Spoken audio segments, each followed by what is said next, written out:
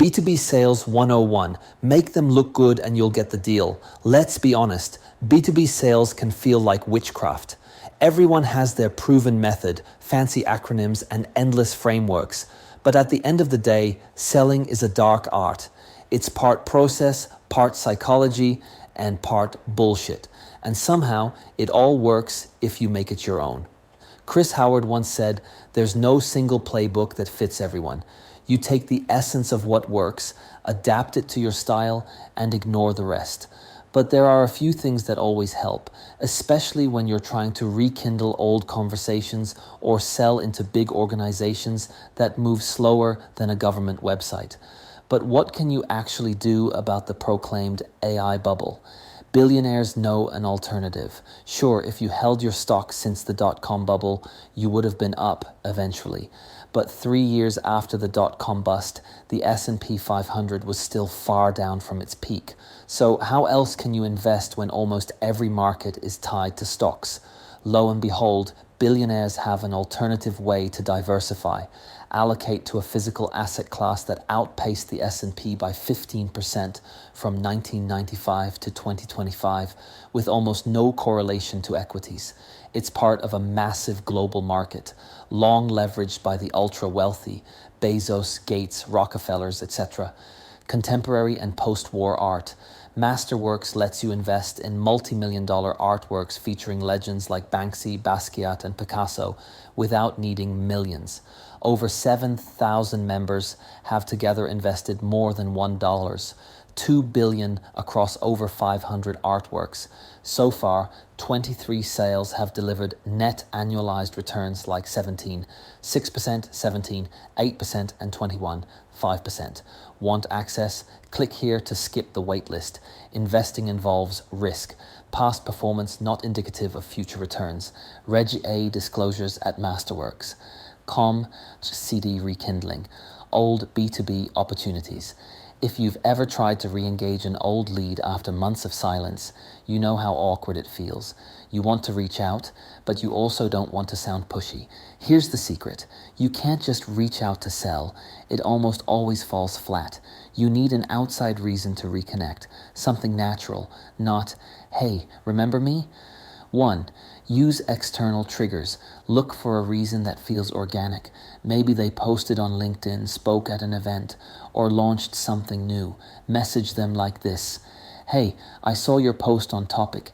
It reminded me we hadn't spoken in a while. You mentioned I could reach out later, so thought I'd say hi. Fancy a quick call?" It works because it shows you're paying attention, not chasing a deal. 2. Create your own reason.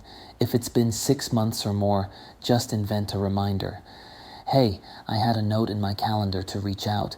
You mentioned we could catch up around now. Want to jump on a quick call?" It's cheeky, but it works.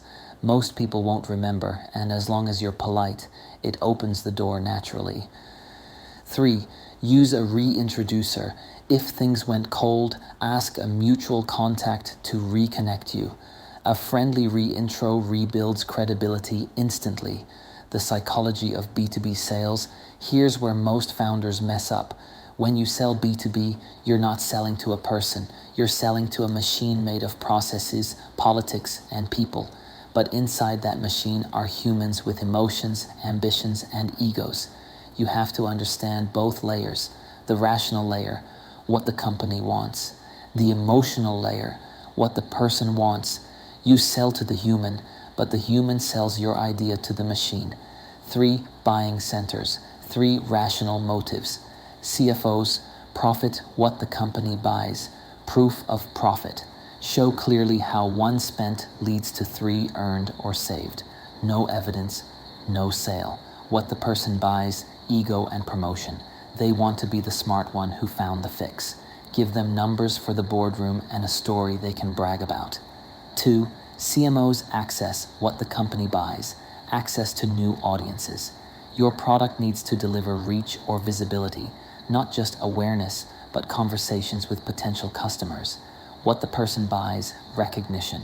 They want to be seen as the one who found the next growth hack or partnership. Help them look good internally.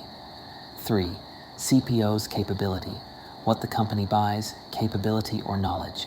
Can you make them faster, smarter, or better at what they do? That's your proof. What the person buys, pride in innovation. They want to be the one who improved the product or brought in something new. Why both layers? Matter founders often focus only on logic. Here's what my product does. But logic alone rarely closes deals. You can have a brilliant solution, but if the person you're speaking to doesn't feel excited or valued, it won't move forward. Build the relationship first, then make it easy for them to justify the decision internally. That's why every B2B sale starts with a relationship. You're not just selling a product, you're selling a story someone inside the company wants to tell. When you don't have the perfect product yet, if you can't yet deliver profit, access, or capability, don't panic. You can still sell collaboration. We're still building, but what if you help us design it? I'll give you my expertise until it's ready. That turns a no into a partnership and keeps the door open. The hard truth, if you can't prove one of these: profit for CFOs, access for CMOs, capability or knowledge for CPOs, your product isn't ready for B2B yet. It doesn't mean quit.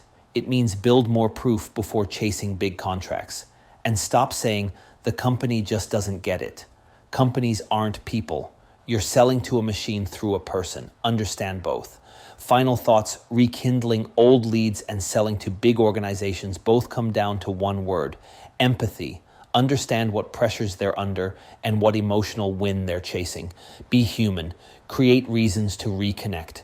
Speak both languages: logic for the machine, emotion for the human. Sales isn't about scripts or tricks. It's about knowing what people really want. Sometimes that's just to look good in front of their boss. If this hit home, share it. There's probably a founder in your circle still trying to sell to companies instead of the people inside them. Poll time. Vote now. We'll share the results in next week's issue. All votes are anonymous. Industry Pulse, last week's poll results. If the market correction hits next quarter, what would you do? Rafe Founders Events, Rare Founders Co-Founder Matching Night, a fast-paced matchmaking night designed to connect founders, builders, and visionaries through AI-driven psychometric pairing and one-minute co-founder pitches. The event transforms traditional networking into a dynamic experience that sparks genuine partnerships and potential startup success stories. In-person event, 45 Curtin Ard, London, EC2A 3PT, UK Mon 17 Nov, 17 Owers, 2130, BST register here, Rare Founders, the legendary startup Christmas party. Backed by popular demand after a sellout first edition, this celebration brings the startup community together for a night of music, laughter, and festive chaos. Guests can expect founder DJs alongside a headline act, festive drinks, Secret Santa, a special raffle, and the return of the beloved Christmas duck hunt. It's a rare chance for founders, investors, and operators to drop the pitch decks, unwind, and end the year surrounded by the people who've been in the trenches with them. In-person event 45 Curtin Ard, London, EC2A 3PT, UK2 9 Deck, 18 BST register here, Rare Founders, building the bridge between founders and investors via regular in-person and online events, meetups, conferences.